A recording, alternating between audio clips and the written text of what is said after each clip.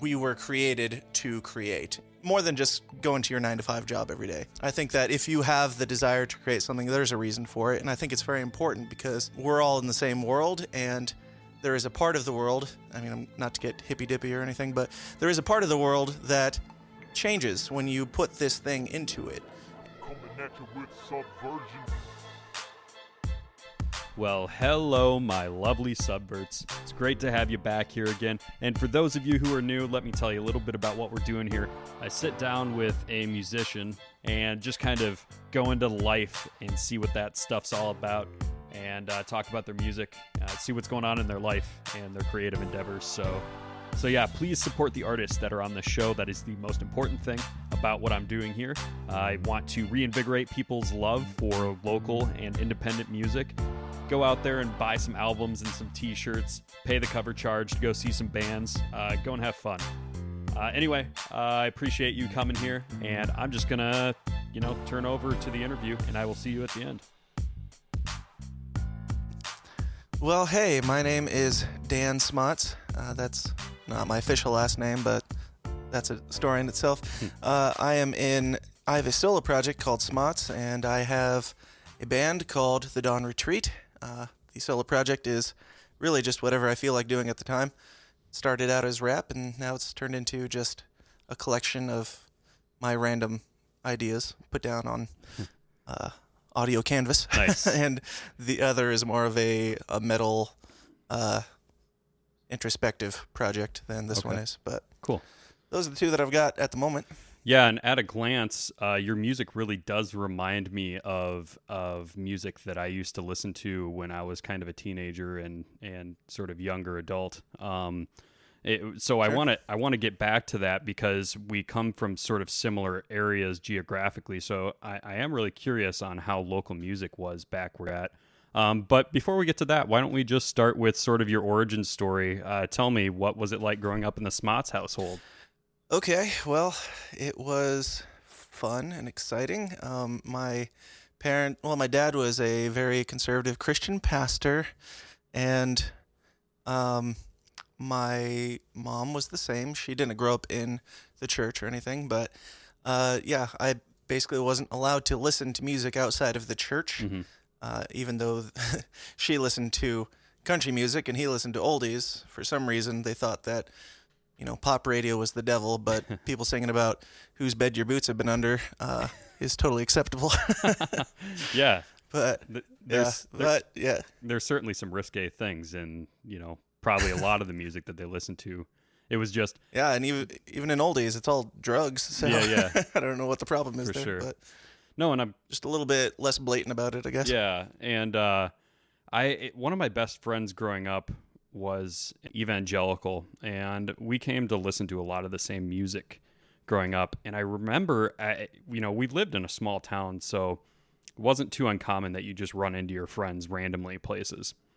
And I ran into him at the CD store because back when I was a kid, maybe a few younger listeners are, listening, you don't remember actually going to a CD store and flipping through the CDs and judging an album by its cover, literally. Absolutely, yeah. It was a beautiful thing, and I went there to go buy some CDs one day because that was just what I did for fun when I was younger. And my friend this was a place that would buy your used CDs, and he was selling all of his CDs, sure. and I was like, Anthony, what are you doing, man? And I know where this is going. Yeah. So long story short, he was taking up the. He was going to be a pastor. That was his goal at this point. And this sort of was the start of the, falling out of our friendship. Not necessarily like there was no cataclysmic event that, it was just we were moving in very different cultural directions. And anybody that knows me very well knows that I'm not going to jive very well with super conservative evangelical people. I mean, I don't know. Maybe that's not fair to say. I certainly do get along with Christians very well. I am friends with a lot of them. But anyway, just when you're young and, you're taking those different directions culturally, So did you sneak music? I'm going to assume that you did. I mean, Of course I did. So what was some of that music? Well, the thing is, they wouldn't let us listen to things that didn't call themselves Christian. So even like Creed and stuff like that, where it had definite spiritual implications and that type of thing. No cussing, all that didn't matter. They didn't call themselves a Christian band, so you couldn't listen to it. And Wow. and then I started getting into bands like POD because they were more rock stuff. I mean, people laugh at that now, but hey, I was a pretty sheltered child. But I I started talking about this band POD, and they were like my favorite band. And then my dad saw this music video came on of POD. It was their Southtown video, and they're all tatted up, getting tattoos and partying in the video and everything, claiming. I mean, they still call themselves a Christian band even, and Huh. he saw that and he was like, "No, you can't listen to that music anymore." So even bands that called themselves Christian, no, not if they're doing things that we disagree with. But Of course. in my dad's defense, I did look up a bunch of interviews online and sent them to him of the band, and just kept sending him stuff over time. And at one point, they just said, "Okay, you can listen to that." So Yeah. I mean, he changed, and he started taking us to, I don't know if you know, Cornerstone Festival. I'm not familiar. No. It's in kind of central Illinois. It's just a big farm big farmland that has just all these different giant Christian bands and everything, heavy stuff to easy listening, that type of thing. Basically everything, and it's like it's basically like Woodstock for Christians. And he started taking us there and took us to some of the heaviest stuff, and totally did a 180 and enjoyed it. And when I Interesting. started doing the same, he supported me through it. So I can't rag on it too hard, but I always enjoy telling the story of how we went from only like Newsboys and Stephen Curtis Chapman to them being a little Right. bit looser on that. So Now, if you mentioned this, I didn't catch it, but what denomination was your family? Pentecostal. Okay. So, and I'm really not familiar with that. Is that like super conservative, like evangelical and Yeah, Presbyterian, basically? Yeah, I mean, it is. I'm not even the one to talk about like theological labels or anything like that. I don't Okay. really know what each one is. Sure. I know what we did and what we weren't allowed to do, and that's about Sure. it. Sure. Okay. So it's kind of interesting to me to hear that, your dad is this big, this preacher, but I would imagine that it's one of the tenets of Christianity not to judge people by their appearance, right? Right. I mean, that's the whole fable about Jesus being kind of a homeless dreg and being just a lowly carpenter. So I'm just kind of curious to get your in-depth take on the view of Christian conservatives with music as it is today. Now, I want to also mention to the audience that you have a podcast called The System Is Down, and you guys have an excellent episode on just Christian music in general, and even me as an atheist or materialist, I guess, if I want to, Sure. really pigeonhole myself. I try to get away from the atheist label. Not exactly what I like to identify with. But anyway, even myself, and I guess maybe I'm prone to actually wanting to hear that because I come from a Christian culture and whatnot. But anyway, Sure. really great episode on that if anybody's interested.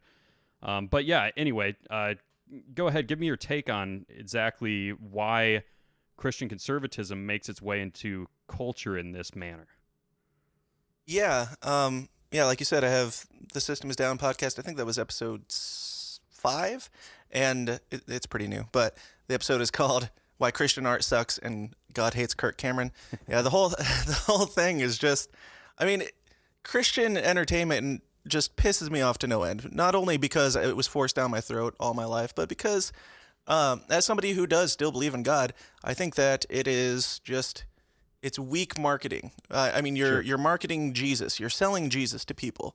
It's like Jesus is Walmart. Jesus is great value. You can slap that brand on anything you want, no matter how crappy it is, and the people who shop at Walmart or shop at the Christian bookstore will buy that product because it has that label on it and they know what it is and what they're getting, even though it sucks. It's like, you don't have to be good to be in the Christian market. You just have to be decent enough and say the right things to the right people to get your foot in the door there. And I think that it is, cheapening the art in itself and causing younger generations to not really apply themselves in their music because of it. Yeah, and I always have this joke that whenever I hear of, a bunch of people who will consume something just on its vapid, like people will buy an Ann Coulter book just because Ann Coulter's name's on it. I like to joke because we're both libertarians. I always joke and say, well, maybe Marx was right. Maybe people don't know what they really want and what is best, for resources. Yeah. But anyway, all joking aside, I think a lot of cultural movements see that sort of, you pigeonhole yourself into one area of media that you're supposed to consume. And I think maybe the lowest hanging fruit on that is news media, where everyone that watches CNN knows what they're getting. Everyone that watches Fox knows what they're getting, and that's you've got your allowable opinion, and you can't deviate from that.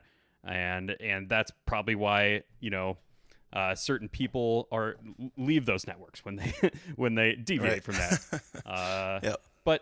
But anyway, being as I mentioned the subject of libertarianism, I think we see that in our groups too a little bit, where people don't know how to switch that part of their mind off and just enjoy something as art. Some people have to put it through a filter. Like, is this person a leftist? I don't want to, I don't want to consume their art or something like that, which really limits your, that really limits your scope of what you can enjoy in the world as far as creative stuff.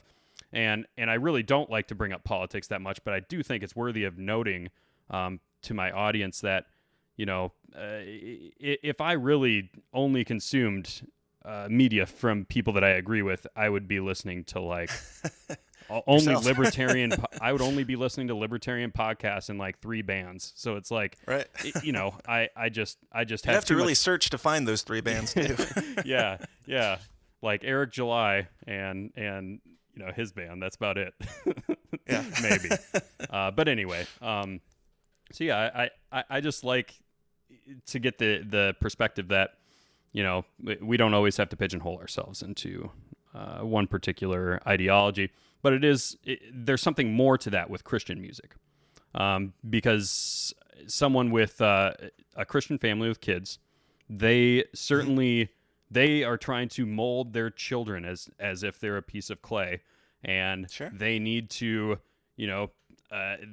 formulate that opinion into this certain mold, right? So they're afraid, perhaps, if they listen to Shakira or whatever pop music was on when we were kids. That perhaps they're going to become deviants and fall from the order of God, when actually, do you think that perhaps it has the opposite effect and creates a rebellion later in their life? Look at me. Point in case. Sure. Yeah, I mean, I would say it definitely does. Like, I probably wouldn't have cared so much. I don't know. It's hard to say. Like, my personality, I probably would have still gotten into music, but I might not have jumped as forcefully into it as soon as I was out from underneath their thumb. If they had allowed me to have a little bit of freedom. And I'm not saying, like, I mean, I'm a parent. I've got 2 kids. I don't let them listen to just whatever they want. Sure. I do care about the message that they are hearing and the things that they are taking into their lives. But I try to not be a lazy parent too. Like, I'm not just going to say, hey, this band says that they're Christian, so you can listen to them, or this band says that they're not, so you can't. I'm going to say, hey, what are these people saying? Who are these people that you're listening to? What are these movies that you're watching?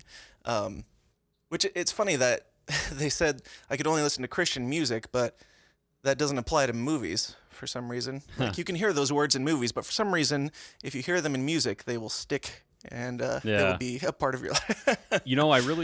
I really do think that there's this like lingering cultural thing from, there was like this guy who went around in the 80s or something, and did this huge documentary on how rock and roll is just destroying the ethos or the culture in America. And I don't remember his name, but the guy was just crazy zealous about it and just thought that all of the world's problems came down to music.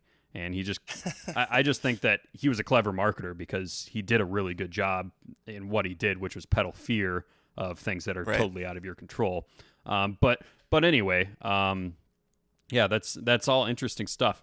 Now the music that you make now, as in your solo project, I can certainly tell where you've pulled influence from in some ways. And I hear these elements of like screamo and sort of music that I would imagine we both shared a common listening to when we were younger. So what were some of the bands that influenced and you sort of channel your music into what you make now? Well, yeah, 100%. There's definitely influencers on both sides. Like I said, my other project is heavier, and this thing, this thing started out as just a rap thing, just to prove that I could do it. It was kind of a joke, actually. And then we can go there if you want to, real quick. Let's put a pin in it. I do notice that you're wearing an Every Time I Die shirt, though, which is a band that yes. I used to listen to when I was younger. So I mean, as far as local music goes, when you were growing up, did you get into playing music when you were younger? Like, yeah, it was like late high school that okay. I mean, it was earlier on in high school, but it was under the guise of you do this, and then that's what you can do. Me and my brother just made some music back and forth. I didn't have any like real band until like right towards the end of high school. So okay. So in the kind of if people were around, maybe in our age range, it wasn't called emo. That was like a derogatory term, right? Right. We're bringing it back, though. It was. I don't know. I don't exactly know what we called it actually. Metalcore, shit like that. But yeah. I mean, there was a huge community of people, and if folks go and listen to my very first episode that I did, I sort of explained this, but for me, I didn't really fit in very well, in high school with the very limited friend groups that there were to choose from in my own high school. So I found these group of weird kids that were screaming into microphones and playing really loud music, and I was like, hey, I listen to that kind of music. Yep.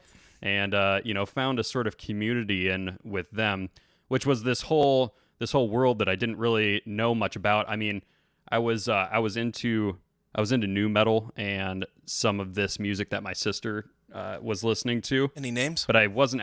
What's that? Any names? I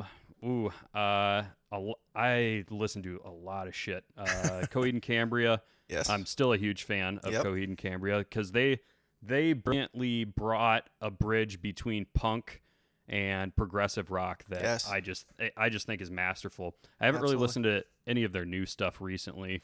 Yeah, same here. I fell off. They really, a little bit ago. Yeah, they really are one of my favorite bands from when I was a kid. And then there were, oh man, I can't even think of a lot of them. I did get into. I was just kind of a straight up metalhead too. I wasn't all into the emo thing. Sure. Like band I really liked was Unearth. I really liked man, I really wish I would have put together a better list or something. Sorry, this is your interview. It's hard for me not to ask That's questions back. fine. That's This is my first time on the other side of the podcast, so bear with That's me. Cool.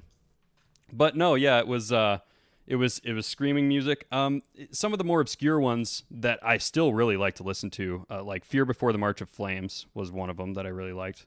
Fall of Troy. Bear versus Shark, that was another one of my favorites. Sure. I actually saw them at the same time as I saw Guar, in a way. Yeah. There's this club in Minneapolis, and it's called the Quest. It used to be around, and Guar was playing downstairs, and there's like this other room upstairs where it's just like a fountain and this little stage that's maybe like knee high. Yeah. And Guar was playing downstairs, so in between sets, you'd hear Guar doing their thing downstairs, and we were upstairs. Pre-show set. Yeah, more or less, but just two totally different crowds for the thing. Right. But this guy from this band Bear vs. Shark like gets on top of his cabs and like starts singing when he's got his belly on the cabs. And his cabs like tip over into the crowd. So nice. I don't know. I think it's a lot of fun going to those really small, intimate gatherings because you see weird people being weird and doing stuff like that because they don't have the pyrotechnics and and the light show and everything. They have to create the show themselves and be the stage presence. Right. They can't have the crutch of the big theatrics, so they have to be it themselves. But absolutely, I think I'm bloviating a lot. It's fine. I can give you a couple since you asked, and then we kind of got off on a tangent there. Yeah, that's of my influences and that type of thing. Yeah. So yeah. I guess you're certainly carrying over this era of music that I think still needs to be alive. I suppose the demographic in your area, has it changed very much as far as the local music goes? Yes, it has. Back when I was young and barely allowed to go to shows, but still kind of did from time to time when they allowed it, it was a little bit of everything. It was a delightful collective. Like even here in small town Aledo, Illinois, we had a venue that was above a coffee shop, and it was just a great environment. You'd have rock bands playing with punk bands, rap bands, a little bit of everything. Nice. And then when my band started kicking it, everything was hardcore metal, like the heaviest that you could possibly be. Like literally everything that we played with was that, and we weren't that. Like we were even more poppy back then than we are now. We're not like I don't think we're straight metal now, but it's kind of a sing scream dynamic, and everybody was doing 100% chugs, breakdowns, that type of thing, and it got old really fast. Yeah, and I liked that music at the time, but then seeing it every freaking where that you look. Definitely. I went through a period where it was like 5 years where I was like, I don't even want to hear this. Even if it's the best metal band, I don't want to hear it. Yeah. Kill Switch Engage, I don't care right now. You're going to have to wait until these guys go away because I can't listen to this stuff anymore. I hear you. No, and there were definitely bands that were very artful about it and that were always making really great stuff. And just to bridge it into the whole Christian thing and, how I mentioned earlier how sort of judging a book by its cover. A lot of these bands, if you didn't know what they're singing about and know that they're a Christian band or a band full of Christians, as I think you made a distinction in your episode there. Yeah. It's a very important distinction in the Christian world for some reason. And I'm not someone that's in that world necessarily, but I would just say that from an outside perspective, there are a lot of really great bands made up of Christian people that are really awesome. Like Me Without You is still probably one of my favorite bands. Norma Jean is probably one of the best metalcore bands, in my opinion. Under Oath. I agree. Under Oath is a really good screamo outfit. I mean, there are a lot of really good musicians in that sort of world that we came from, as far as the scene that we were around, and so I think that ties in pretty well with the whole issue of Christian music. So were a lot of the bands that you were playing with Christian then? Yes and no. Like, you can only do so much in the local Christian market. We did play at churches and that type of thing that would only allow you to come in if you said, hey, I'm a Christian band or we're a Christian band, which that annoys me too, that they're not allowing people who say we're Christians in a band, but we don't want that label on us. We had churches who would say no to that. So you just say, yes, we're a Christian band. It doesn't make any freaking difference. But we had quite a few local Christian bands that we'd play with, but we'd play with anybody. We didn't care. We certainly weren't, even though we definitely claimed to be hardcore Christian at the time. Like, we weren't railing against that yet. But yeah, we had no problem with playing with secular bands, playing with Christian bands, anything, no matter what they stood for. We didn't care. So Right on. Right on.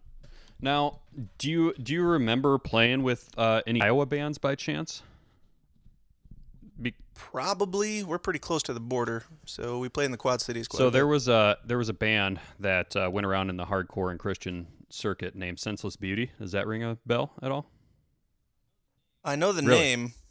I don't think I know the band. Okay. Yeah, I definitely remember hearing the name, but I'm terrible with names. So. That's all right. I just went to school with all those guys, so I was just kind of curious. I did go to shows in like Muscatine with them one time. Do you guys ever play the Legion over there or anything? I don't think we played the Legion. I don't know if we ever did play over there, Okay. actually. I'm only like 20, 30 minutes from Okay. there, but I don't think we ever made it over into Muscatine.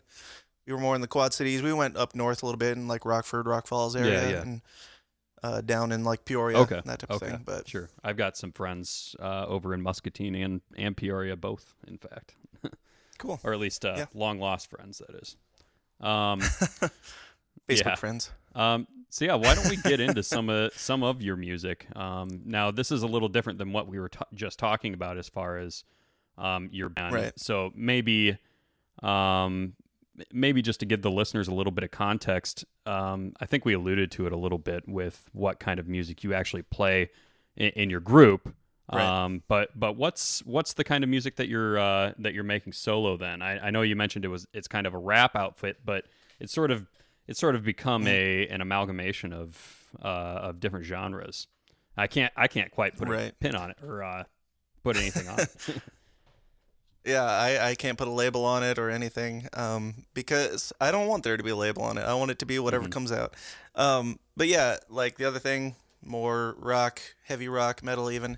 So I was doing that band for a couple years, and then I kept seeing these rap artists show up, and I was like, hey, I like some rap, but most rap, it's easy. Anybody can do that. I'm just going to do it, show I can. And this is just going to be like an album that I put out. It's not going to be anything. I'm just going to show, hey, rap is stupid. Don't listen to rap because it's just talking on the stage. And so I did. I recorded an album and put it out and started playing shows. And being the front man of a rock band, you have all these people around you, like your bandmates, that carry the show. And when you're up there with a track, trying to carry the show with songs that nobody's ever heard and they're definitely not singing along to, it takes a whole lot more energy, I found out. And actually rap in and of itself takes a whole lot more energy, and it's a lot more fun than I thought it was going to be. So That's awesome. I just kept doing it, and I put out a couple rap albums. I tried making it just straight rap because I wanted it to be as far from the band thing as I could. I wanted it to be its own thing. And then they both kind of died down for a while, so I just started making it whatever came out. I wasn't writing for the band. I wasn't writing for much of anything, so anything that I felt like doing, I just said, just put it down, and if it turned out good, this is the new Smotz album. Right. So the three songs that you sent, are these the ones that you'd like to talk about? You can talk about whatever you want. Okay. So I've got let's start with Wrong Target, excuse me. Wrong Okay. Target. Sure. So what's this one all about as far as lyrical content? Lyrical content? Probably should have thought about this before now. Oh, that's all right. No, it's fine. Yeah, Wrong Target is basically about at the time I was working in the music industry. I ran a recording studio doing production, did it out in Des Moines for 2 years and then out in Columbus, Ohio for about 2 years. And I recorded all these new bands. Like they would come in, bring singles, and we would see if we wanted to work with them and produce them and push them forward. So I was working with all these people, these arrogant douchebags who thought they were just the God's gift to earth, and they were just playing 4 chords 150 times in a song and making it a 7-minute pop song or a rock song or whatever. And I wasn't like playing music out or anything. I was just writing. And this song is basically about that. It's about these guys who have these big heads when and they think that they're the best, so they're competing with each other in the local music industry, not industry, the local music scene, and just trying to be the best that they can in their local scene and fighting with each other. And I've always had a big issue with that because, like, if you guys get along with each other, maybe one of the 150 of you will make it out of your local scene. But if you keep fighting, you're all just gonna die in a year because your vocalist gets sick of it or your bassist gets sick of it. So this song is just about that. It's about just the local guys and their big heads and people. The line "the wrong target" was actually a line that came from a conversation online. This guy was trying to attack me for my band, which was dead at the time, and I said something about music, and he said something like, "Oh yeah, well you used to wear eyeliner in a band," like that was news. Like, those pictures are still up online. Yeah. And I said something to the effect of, "Hey man, if you're trying to shame me, if that's your weapon, you've got the wrong target." So. Okay. That's kind of what the song's about. Well, and what kind of an insult is that in the kind of circles, that music, is going to bring? Right. I mean, I can't even count the number of dudes who wore eyeliner from back in the day. I'd wear it again. I don't care. I'm not ashamed of that. It's what I did, and I'm cool with it. Yeah. Down in a hurry, you thought it was burning to the ground. I got out while I feel good. It all came down to a burden of proof and a verdict. They called us out, line us up, and it's like everybody's waiting for their chance just to pull the strings. So I will go outside and not say anything. And so it may seem it's not what you wanted, baby. I don't blame you, it's not misunderstanding how they're leading you on.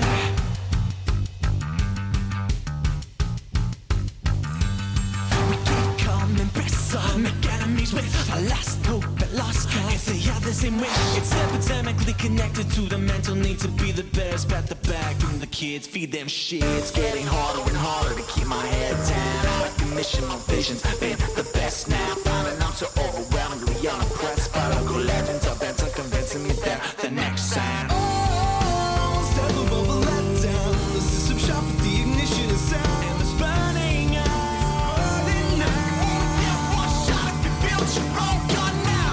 My dreams die when I say they do. Whether I'm speaking or sleeping, I can convince you our success is written by my own convictions. And unless you can live up with the rhythm you throw. And so it may seem it's not what you wanted, baby. I don't blame you, it's not misunderstanding how they're leading you on. Perception is key. Your crown is the product you're making. We spent our whole life regretting our time, not wasted, playing along. My life, I want it to mean something. If you are not making someone else's life better, then you're wasting your time. Wasting your time. Wasting your time. Wasting your time. This is not a solution, but it's a step in the right direction. I've got haters on both sides, fighting over a close tie. Ghost ride on a track with no traction.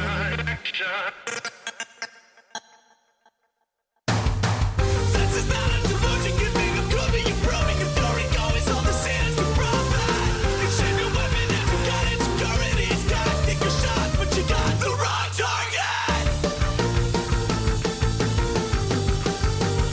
Na na na na na. Na na na na na na na. Na na na na na.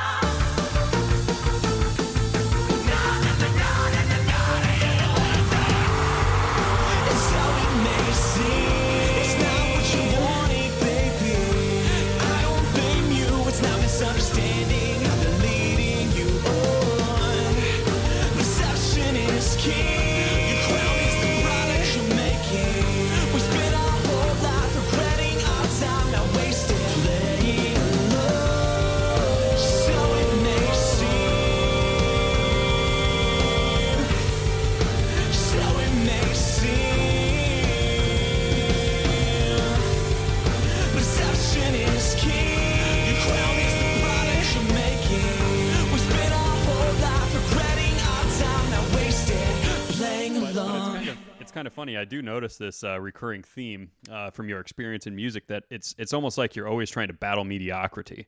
In that, and I do feel like the Christian artists who, and I'm sorry that I keep bringing it back to this, but It's fine. There It's my whole are life.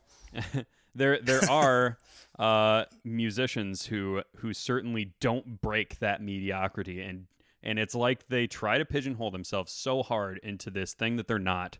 Right. Be it they're trying to get commercial success, they're trying to be the next Skillet or whatever the hell they're trying Yes. to do. But it's like there are the people that you like I said, you can't tell the good bands that, unless you really look closely at their lyrics, it's not like it's like outward worship music. You know what Right. I mean? Right. So I think that it shouldn't be a great challenge to do that in a way, but Yeah. but I guess if you're just even halfway good at making music, you're gonna make a good product while bringing this message forth that you're trying to Yeah. espouse. Yeah, I just say, write about you, write what's real to you. Yeah. And if what's real to you is the message that you're trying to put forward, then it's going to be there, whether Yeah. you want it to or not. Sure. So in the next one, I'm going to assume this is about an addiction to nicotine, because it is called nicotine. It's not, actually. Okay. Oh, I lost you. Are you there? Oh, I'm still here. Are you there? Okay. Yes. Okay, I got you now. Okay. Okay. It's actually not about an addiction to nicotine. Well, in the band stuff, I focus a lot on introspective stuff, just dissecting myself and putting out what I feel. A lot of the Smotz stuff is really just telling stories.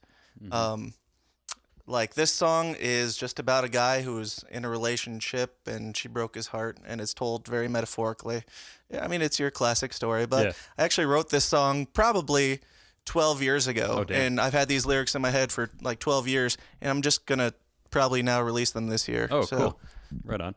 Yeah, so it doesn't really have any meaning, and I'm okay with saying that. Yeah, that's something that I kind of worry about a little bit, is that the way I frame questions sometimes to artists can come off as like you're supposed to have meaning in some songs, but Sure. but sometimes it's just like the lyrics are secondary and the poetry is secondary to the intent of just bringing forth the melody itself and whatnot.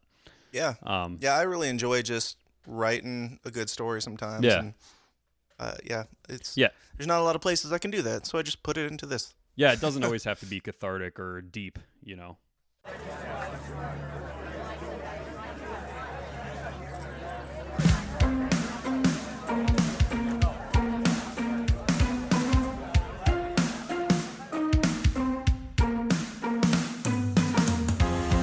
She walks into the room, her long black hair and a frigid stare and the smell of nicotine perfume.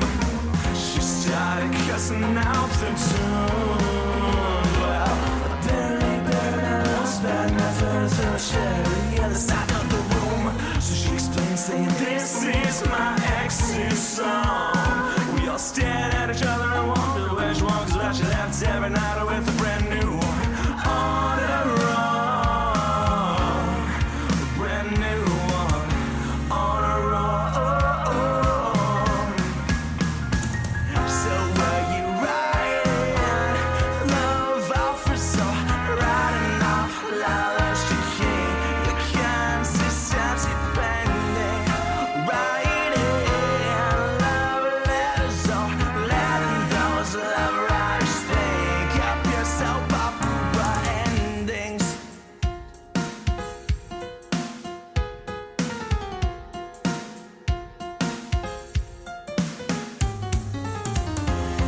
He walked onto the crime scene, overpriced and overweight, smelling like beef, cheese, and nicotine. He said, "Boys, there's nothing here to see." Apparently they didn't notice me laying there looking like a bloody centerpiece. I screamed, saying, "Can't you see me? I'm still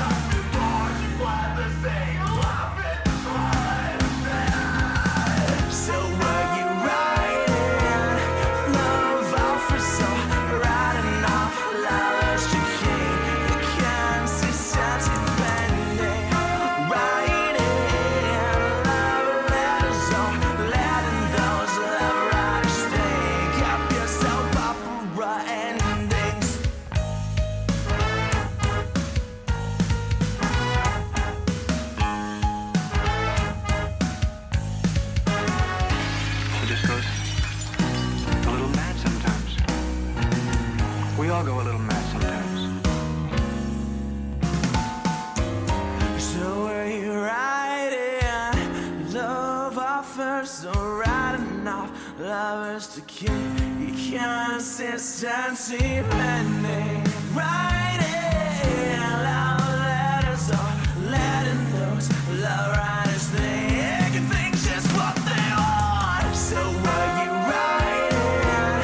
Love offers or writing off lovers to keep your consistency pending.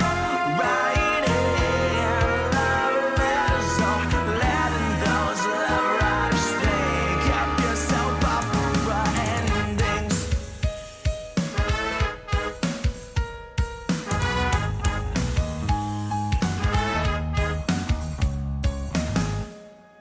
So, and then the last one you got is called ABC. What's this one all about? Yes. This one is also off the new album.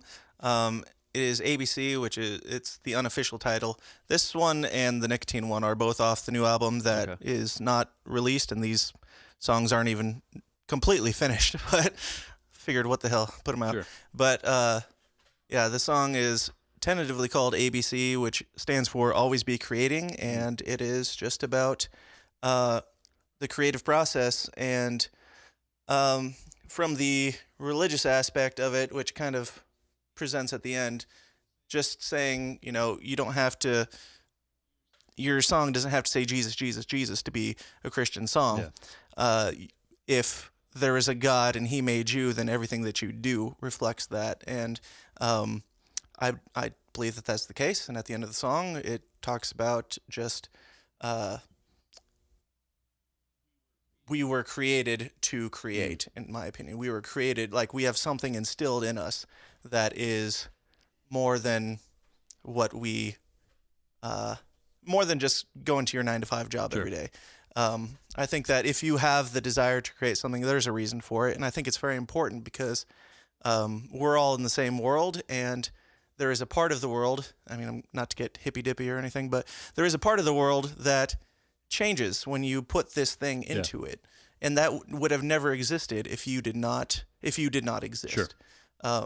So I think there's, whether it's Christian music or not, even satanic music, I think that there's a part of the world that changes because of you being alive in it and putting your art out into it. Right. Yeah, and that's even a message that I feel really, you know, close to. Even as someone of the religious persuasion or lack thereof that I come from, is that what is life for if not to create things? I mean, otherwise you're just consuming things and you're not really doing much of anything. And for some people, it's making music. For some people, it's writing poetry. For some people, you know, it's volunteering at the animal shelter and helping some poor kittens or something. You know, like there are so many. Yeah, just the passion. Exactly. Whatever it is. There are so many ways that you can contribute more than just subsistence to feed yourself and house yourself. You know, so yeah, that's a great message.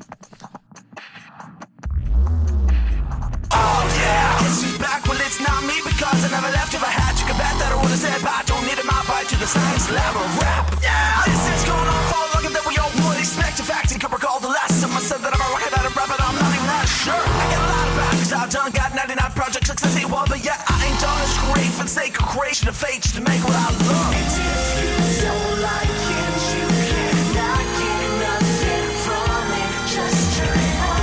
You can just make fun of it. Rock it, that won't stop it. Just turn it off.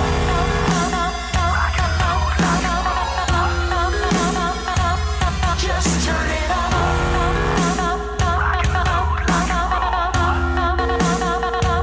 Just turn it off. I'm not important enough for you to bore yourself with. If you don't like my music, then just please turn it off. But if you want something that you can strut to, forget what they taught you. Let your guard down and turn your speakers up. Cause I just wanna make the groovy music that you used to listen to before you fuse. Got skewed by the stupid kid to school who said shouldn't act cool cause smile too much. What the friggin' am I gonna do myself? 1, 2, mic check, anyone till that. Cause the best advice I have is find your passion. It's anything they love and then just do it and do it and do it and do it. And if you love it, how can anyone tell you? But if they do, then let them. It's better to get in there for you rather than try to talk common sense you want. Cause pretty soon they're gonna eat the words, choke on the irony and start singing your odds. At the very least, you gotta make them see that misery hates coming up with the company is joy. And if you don't like it, you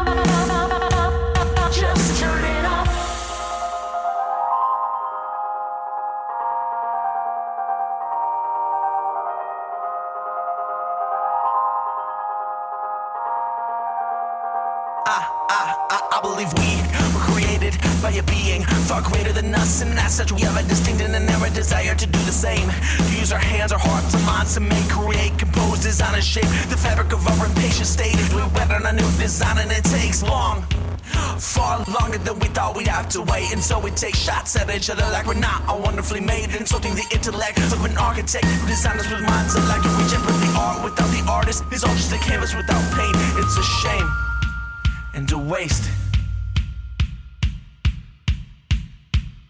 And I wanna be beautiful again in full color, each brush stroke in tally plays, each texture to overwhelming without a tones, intricately lays. All of this it will go together, so why do we all make no mistake? How can you say that there is no painter if the painting directly reflects his face? And I do have to say, I'm glad you took up the mantle of doing rap, because I think you're pretty good at it, and this track Thank is a testament to that, I think. Thank you very much.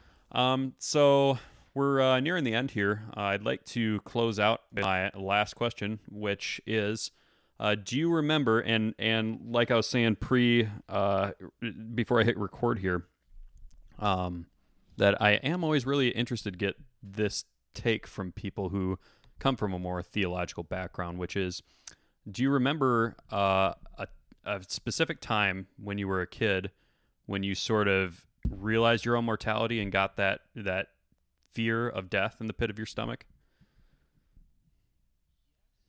Yes Okay. and no. Not necessarily the fear of death, but the fear of I don't know how familiar you are with Pentecostals or these people. The whole idea of like the Left Behind series of something happens and everybody's gone and you're left alone. I definitely 100% had all sorts of fear of that. So like the all rapture over the happened place. and you didn't get chosen? Okay. Yes. Sure. Yes. Well, yeah, and I was raised thinking that your salvation is so fragile and God is so unforgiving, in my opinion, that if you sin and you don't ask for forgiveness, Yeah. you're screwed. So, that being said, I mean, my parents would be gone for 20 minutes longer than they said that they were going to be, and I'm at home alone, and I don't remember the last thing I thought or said or anything like that. So I'm just there thinking, hey, are these people coming back? And having these wow. terrifying feelings of maybe the rapture happened and maybe I'm here alone because I said crap or shit or whatever and didn't ask for forgiveness for it. So, yeah, not necessarily. I think the fear of hell definitely overtook my fear of death, and I wasn't so worried about death because I was worried about what's after it more so. Yeah, But, which I guess I'm surprised I haven't gotten an answer like that, because I've had so many Christians on so far that, you know, Sure. See, and this is what I always say about it is, you know, no matter what your faith is, there is at some point it manifests itself in different ways, perhaps, but it kind of does come down to a fear of death in a way, even if you don't recognize it as that. I think that's just our culture's way of framing that particular experience with realizing that particular fact that, you know, your mortal body is something, no matter what you think about spiritually, that there is a Right. and I think the literature would tell you this, is that there is a separation between the spiritual reality and the mortal reality, as intertwined as they are. Absolutely. So yeah, I guess I suppose since we're on the subject of theology, why don't we just go ahead and go all the way in? What are your thoughts on it now, then? My thoughts on it now are, well, to be completely honest, I would say my thoughts on it now don't really matter because I'm not going to change what is. I would say that I am a hopeful universalist. I do believe that there's a God, and if there is a hell, I don't get it, I don't understand it, and I don't necessarily want to. If the case is that God chooses these people, good or bad, to go one place or another, that doesn't really affect me that much because I Okay. can't really do anything about it. I think that if there is a God and he is a loving God, as it says, then my hope is that, he's got something planned for all of us, and even the worst people are destined for better than what they're doing now. So yeah, I would say hopeful universalist. I would say I don't know, and I'm fine Sure. with not knowing, and I think that's the biggest issue with most Christians is they have to know, and they never do, and they never will until they get there. Yeah. Right. Sure. So and then I've read a lot because when I was a teenager and I came away from Christianity, Sure. away from Lutheranism, I got really interested in all kinds of religions, and one of them that really stuck out to me that was a really great bridge from Christianity to just exploring Convert me. other theology, and it was it's Okay. called Jainism. And Jainism has a lot of and it's weird. It's an Eastern-based philosophy, but it has a lot of the same cultural values embedded in it as Sure. Christianity does. And I think in some way, I think Jainism is linked to Judaism. It is like it's sort of an intermediary between Zoroastrianism and what was Hinduism Sure. at the time. That's just what I understand, and I might be speaking kind of. I mean, I don't really fully understand all this stuff, but at one point, Like I said, I don't remember, or I don't really know what the denominations of Christianity are, so you're speaking foreign to me completely. But go ahead. So in Jainism, Jainism claims that heaven and hell are, for lack of a better word, because I don't know the Sanskrit word for this, but heaven and hell are things that exist on this earth, and your experience is that through karma, I guess, you experience heaven and hell every day or every week or whatever. It's and they have more of a they have like, it's almost atheistic Sure. because they don't believe that there's an afterlife. They just believe in being a good person and living in heaven on a mortal plane, more or less. Right. So do they believe that there is a creator? And I mean, I've heard like people saying that heaven is when you are closer to the creator and hell is just when you're separated from him. Like even, Okay. I think C.S. Lewis said something Interesting. about that. But So I guess I don't really know. I think it is a polytheistic sort of religion where they have these epics that tell stories of Yeah. gods who made certain things. So I think there is an Sure. element of creation within it. But these are the people in India that like they're really they have like a monkish culture where everyone has to sort of be very pious, and like they have such a regard for life that they take brooms with them and they like sweep the ground as they're walking. So they're that they probably don't not step on doing beetles and podcasts stuff. about I mean, stupid rap songs, just- right? Probably not. But they're an interesting people. That's certainly the case. And I urge anyone to read on them because they Yeah. are really interesting folks. And yeah, I think, and being as coming from the place that I am in theology, I'm always just really I'm always listening to the story, but I never I Sure. divorce myself from mysticism. So I like to observe the cultural effects of any given religion and see just exactly, if you take this to its furthest logical and emotional ends, what happens. And it seems like I guess the most relevant thing that I can think of would be Islam is a really good example of where you can have Wahhabism, where getting to God is Right. through violence, and then you have more of the I can't remember some of the names of the denominations, but there are peaceful as little as people will try to because there's a huge demonization right now, and I think that it's with due concern because we see a lot of shit going on in the world right now with Islam, with regards to Islam. But anyway, it goes both ways. I think I mean, people, they're shitty Christians too. People, yeah. Oh, there are. There are shitty Buddhist people. There are terroristic Buddhists who that is commit interesting. Terrorist attacks. I need to look into that. Do it. Yeah. I'll send you some links. Yeah, I'll send you some links. It's interesting.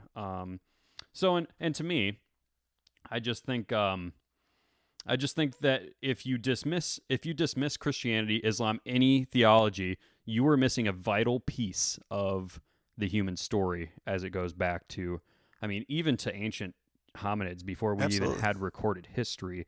I think you have to consider that people felt that there was something larger than themselves, because if you think about it, I mean, it's pretty far out that we get to just sit here and contemplate our own existence. I mean, no other species that we know of really has the existential dread. Maybe primates, maybe other primates, but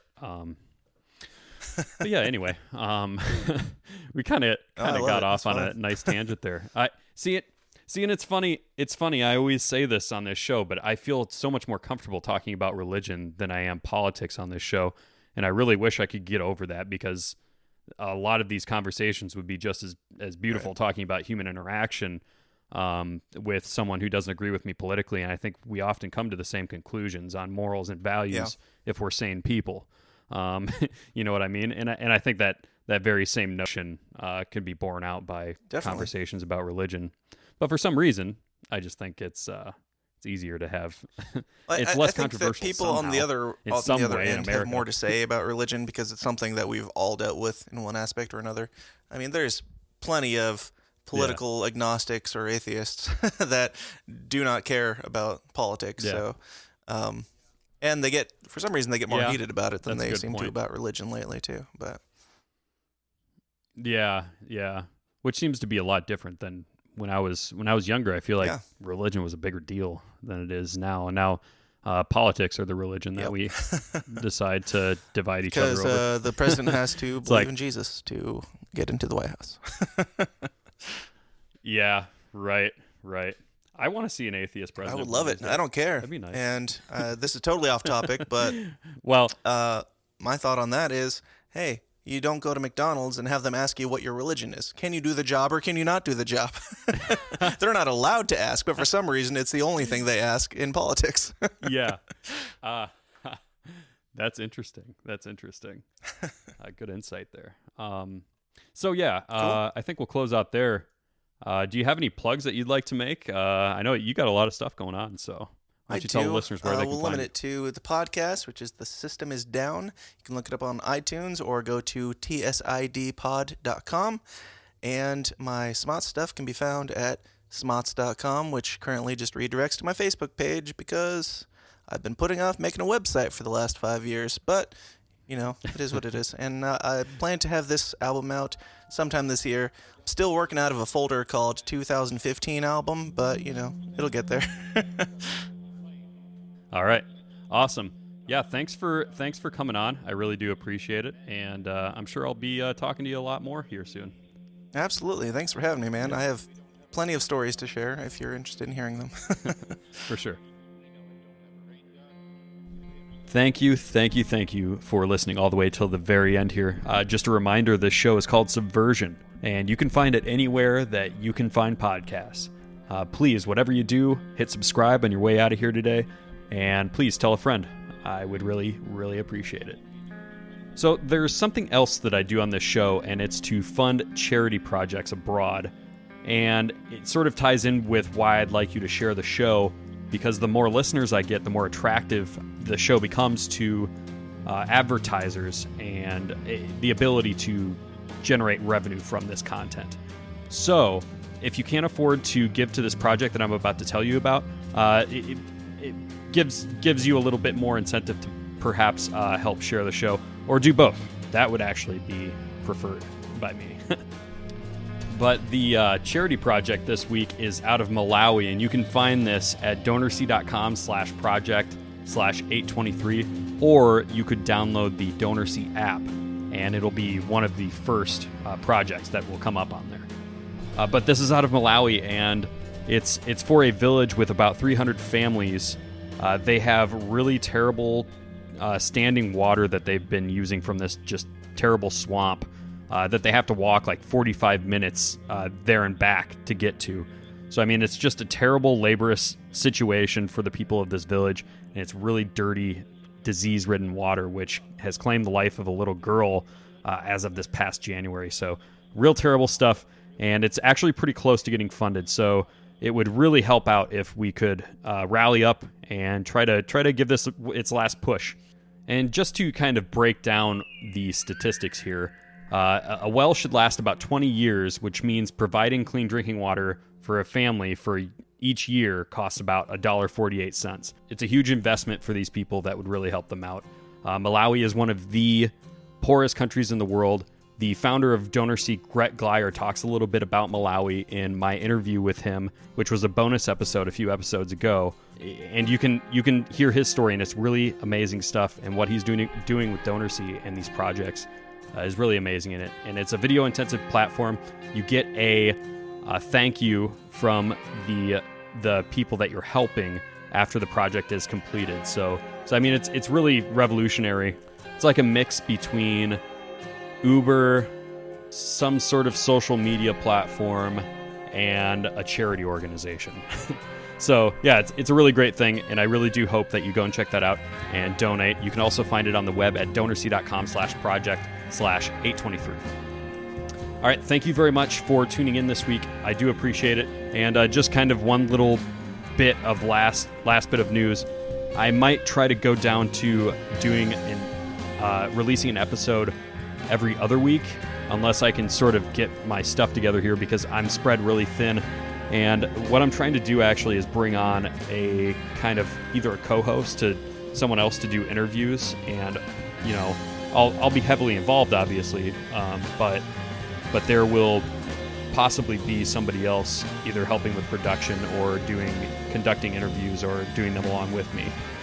So yeah, possibly some cool things in the future here for Subversion. So stay tuned for that.